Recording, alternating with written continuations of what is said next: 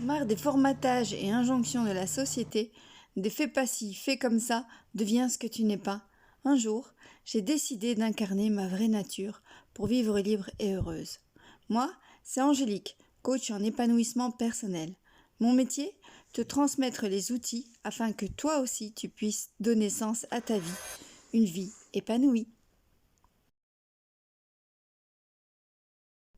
Dans cet épisode, me voici à Delft, aux Pays-Bas, pour une visite à vélo, bien entendu.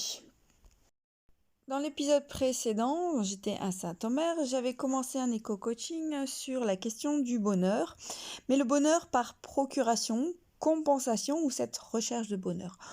Aujourd'hui, dans cette vidéo, nous allons aller plus loin. Pour ceux qui nous rejoignent et ne connaissent pas cette chaîne, donc je fais des visites et des voyages, mais je n'explique pas mes visites et mes voyages parce que je laisse ce classique et à d'autres personnes qui le font vraiment très très bien. Mais je vais plutôt rester dans l'énergie de cette chaîne YouTube qui est le développement personnel. Donc vous visionnez les images, mais vous pouvez également écouter. Et ici, donc, c'est la suite de l'éco-coaching précédent, donc sur le bonheur. Aujourd'hui, on va surtout aborder l'écologie de soi. Comment est-ce que l'on fait un tri, tout comme l'environnement, pour se créer un écosystème où notre bonheur ne dépend pas des autres ou de compensation, mais où il se cultive véritablement à l'intérieur de soi. En réalité, je vais surtout vous parler de ma pratique qui est l'apprentissage de l'intelligence émotionnelle, le PSA, c'est-à-dire le P pour penser, le S pour sentir et le A, les actions que je vais mettre.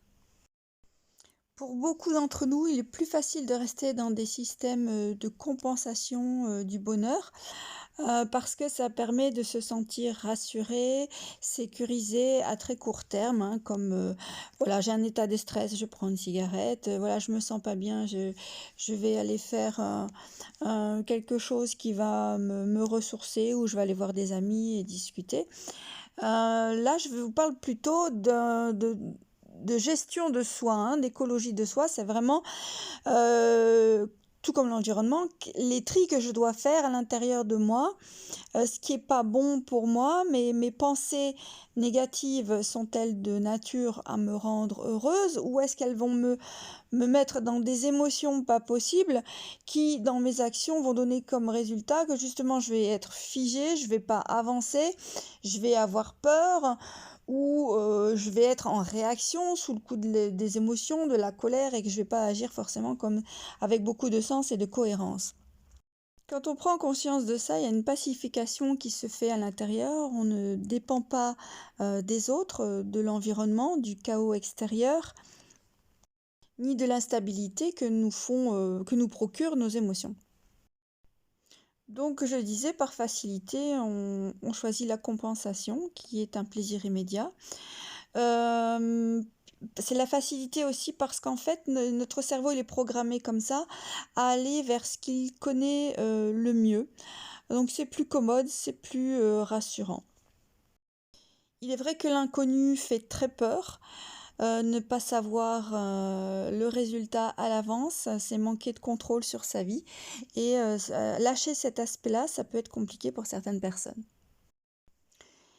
Et puis pour ceux qui ont la croyance que la facilité c'est mieux et qu'il faut beaucoup de discipline pour arriver à cet état de bonheur, eh bien j'ai envie de faire une métaphore sur l'apprentissage de la technique du PSA ou de l'intelligence émotionnelle. C'est un peu comme si vous deviez passer votre permis de conduire. Au début, vous devez avoir les clés forcément de votre véhicule. Et puis vous devez mettre introduire la clé dans la serrure pour mettre en route le moteur. Ça, c'est la motivation. Il faut bien démarrer et commencer quelque part, se mettre en route, n'est-ce pas? Au début, dans cet apprentissage, ça demandera un peu de vigilance. Par exemple, si je veux changer de rapport, je sais que je dois débrayer et donner un petit coup d'accélérateur ou de frein en fonction du résultat que je veux obtenir. Ça, c'est avoir conscience que pour avoir des résultats, les résultats que l'on veut dans sa vie, il y a des actions cohérentes à avoir. Ce n'est pas le fruit du hasard, du laisser aller. Tiens, ça viendra bien, on ne sait jamais. C'est vous qui êtes au volant de votre véhicule. Il y a aussi l'utilisation du clignotant. C'est lorsque vous voulez communiquer aux autres ce que vous avez l'intention de faire et vous êtes clair avec ça.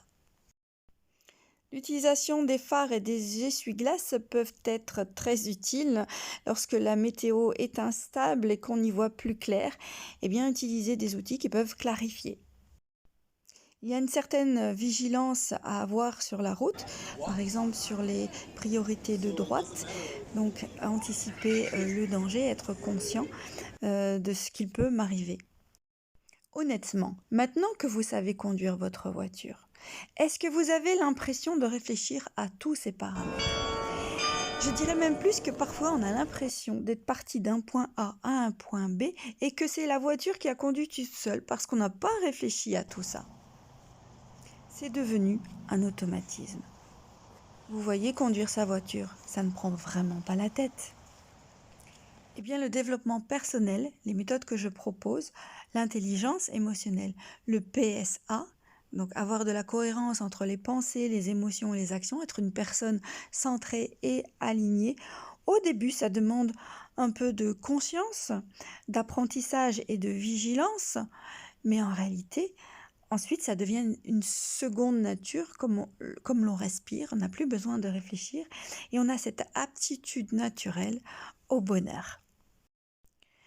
J'offre ces possibilités d'avoir le permis du bonheur dans des ateliers ou tout simplement sur rendez-vous individuel. Alors pourquoi est-ce que tu ne l'as pas encore fait? Il est possible que l'on ait des freins. Alors tout le monde veut être heureux, mais on a des blocages. Et ce blocage, j'en ai parlé tout à l'heure, ça peut être le fait que la facilité, la perception de croire que c'est difficile et compliqué comme apprentissage, l'idée aussi que voilà, notre cerveau va vers ce qu'il connaît le plus. Et l'inconnu, ça peut être un frein énorme. La peur de l'inconnu, la peur de changer aussi. Pourquoi? Parce qu'on a peur qu'on va perdre les gens qu'on aime et son environnement. Ce que je peux te dire, c'est qu'effectivement, l'environnement pourrait changer ou s'adapter. C'est-à-dire que si tu as autour de toi des personnes toxiques qui profitent de ta bienveillance et de ta gentillesse, le fait que tu vas être davantage plus affirmé et positionné, c'est certain qu'ils vont essayer ailleurs. Ils vont plus t'ennuyer, ces gens-là.